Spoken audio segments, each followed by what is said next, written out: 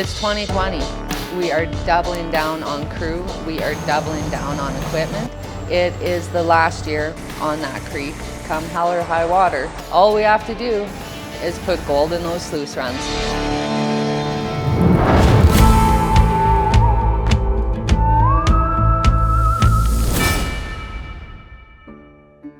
We knew that it was going to be the last year on that creek because the water license hadn't been renewed, and lately in the Yukon it takes a long time to get a renewal depending on what's going on that creek. And we were done with it anyways. Hopscotch here, hopscotch there, no gold here, some gold there. Like, it was a nightmare. 2020, our plan was to get some crew. We now had 4 pieces of equipment, so we had to get that gold out of the ground. I couldn't fit that in to the story in 2019, but I had managed to finance another excavator. So we had one for sluicing that could sit there and sluice all the time, and we had one for stripping and helping load payday. COVID hit that year, and the Yukon was talking about shutting the border down. So all of a sudden, there's even more urgency. Usually you have the urgency at the end of the season. Well, we had it right in the beginning of April because everything was so up in the air in the beginning. I had a little bit of purchasing power. I went and financed a big RV. So I financed one of those, and then it also gave us the ability to hire a crew because we'd only had that one RV that we had started out with. Off we went. We loaded up and took off and got into the Yukon and out to our creek. A lot of gas stations were closed because of COVID. They weren't letting travelers in, so it was quite the trip up and a ton of snow. It kind of felt like home. We actually had some semblance of a camp now, not just our little RV and whatever. Now we had 2 RVs and a wall tent, and it was starting to seem like a little village, a tiny little village, but a village. I knew there was good gold up top. As you remember, in 2019, we had sluiced up there when the fire came through, but then it was frozen and we didn't have time to strip that before the end of the year. So we knew there was gold there. So we started running the rest of that dirt down below, which was awful. 1/4 ounce an hour, that's what we started with because we had already stripped it. It was ready to go. And even though it was only a 1/4 ounce an hour, it was still, we had done the work to get that. While we were finishing off that lower ground, we took the 10 up to the top and started stripping. The tracks on our 10, we had narrow tracks. We couldn't afford the wider tracks because they're lots and lots of money. So it was stuck quite a bit. We just bring the other excavator up there and just yard it out, and you just keep going. So there was water pouring everywhere on that lower ground.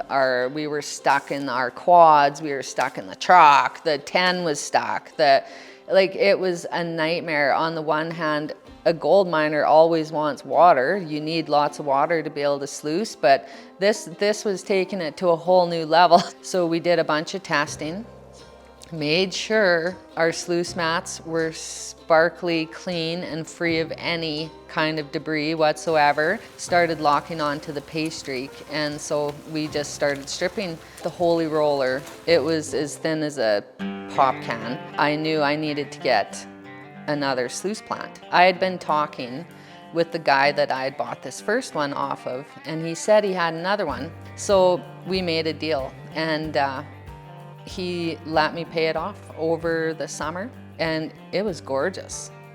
I mean, is it gorgeous? Maybe not, but it was gorgeous to me because it had a thick barrel. It had punch plate that wasn't completely worn through. It had nice new sluice runs. I was pretty happy. So the first order of business then was to get that out to the creek. So I had a friend of mine, he was a friend of mine in town, he had a truck and low bed, and he's like, yeah, I'll haul that out for you. So he shows up, and on that same day, another employee we hired, a friend of the family, Dave, We called him Duct Tape Dave for reasons you'll know in the future. We loaded this thing up and it was already quite late in the day, which was not supposed to happen, but it is what it is. It's about a 40-kilometer hike on these mining roads, and one hill is particularly steep. Like it's like scary steep. We get there, he made one attempt to get up and he's like, no. He's like, I think maybe I should go to town, get my other truck and come back out. Alan's like, nope, we ain't doing that. I got straps. He hooks our pickup up to this semi.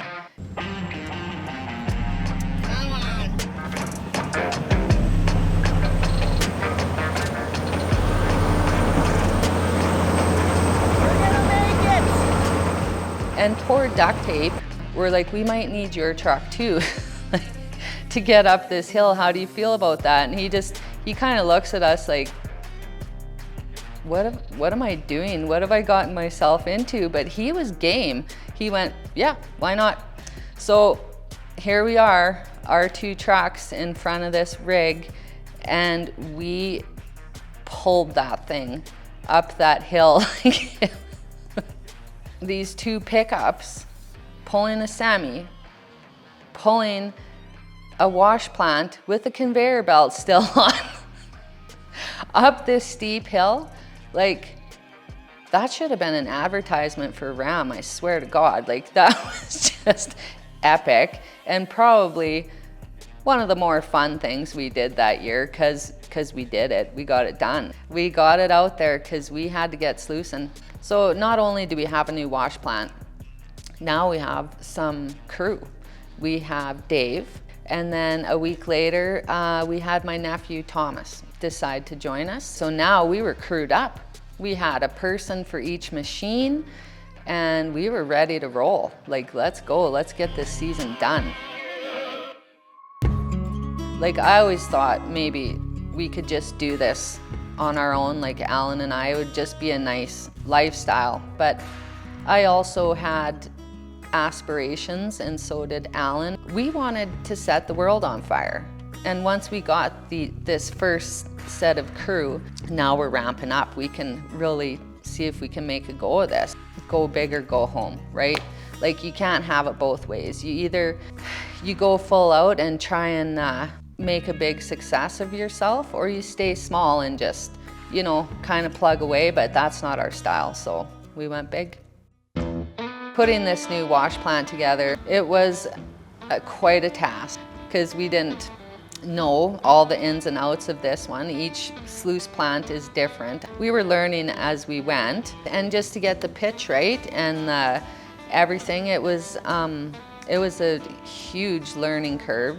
So I'm glad the dirt that we first started out with, it wasn't awesome, thank God, because I'm sure we didn't have it quite right then. So this thing was on skids, so we just hooked onto it, and you could just pull it forward to the next cut, because now we weren't hopscotching, we were actually going up like this designated area of creek, so we could just finish one spot, move it up, and push the dirt to the next spot. So we got the hang of it pretty quick, and yeah, it was fun. Thomas, like, he looked at me, he's like, I got a name for this wash plant. It's called Trommageddon, because it caused so much trauma putting it together the first time. And I'm like, that's a good name. We're gonna keep that for a while. We moved the new wash plant to the top ground.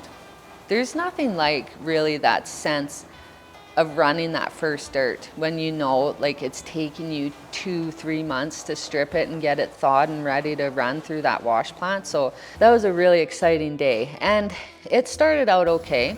It was already better than the bottom ground. It was, you know, 3/4 of an ounce to an ounce an hour where we started. And once you know, in that narrow valley, you could see that defined pay street, and as you went up, it did get a little bit shallower because you're going up to the top. Yeah, each day it was just, we finally got into a rhythm. Like, the people we hired, they had their tasks, and we were bringing them along, showing them how we do things, and it just got more and more cohesive as the end of the season went on. And Once you see gold in the box, your day immediately improves like times 1,000. And you look at those sluice runs at the end of the day and see that nice gold chunky stuff in the blue mats, and it's like, you know, start out at 3/4 of an ounce an hour, then 1 ounce an hour, then 2, and then maybe back to 3/4 of an ounce, depending on where you were, but there's consistent gold. And you know, okay, I can pay these guys, I can make my payments, I can do what we need to do to keep going. I don't think there's a better feeling than that for a gold miner. It was already beginning of October and it was getting cold. There had been no snow yet, but it was getting cold. But we had this last cut and the gold started getting better. Alan and I were sitting there going, we're not leaving till we have sluiced that dirt.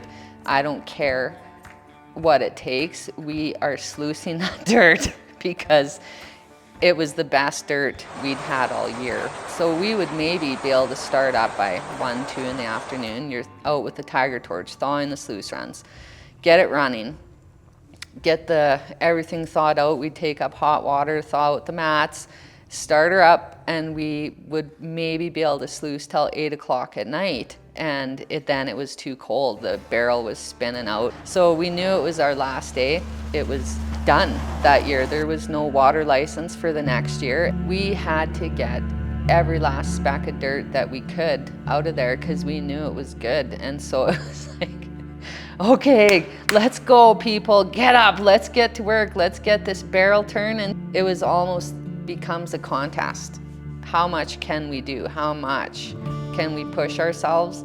Apparently we can push ourselves quite far when we need to because we got it. It was so cold, we had to clean it that night. So into our little wall tent we go, set up the patio lights because now it's pitch dark, put some heat in there with electric heaters and a tiger torch to keep everything thawed, and we ran that dirt.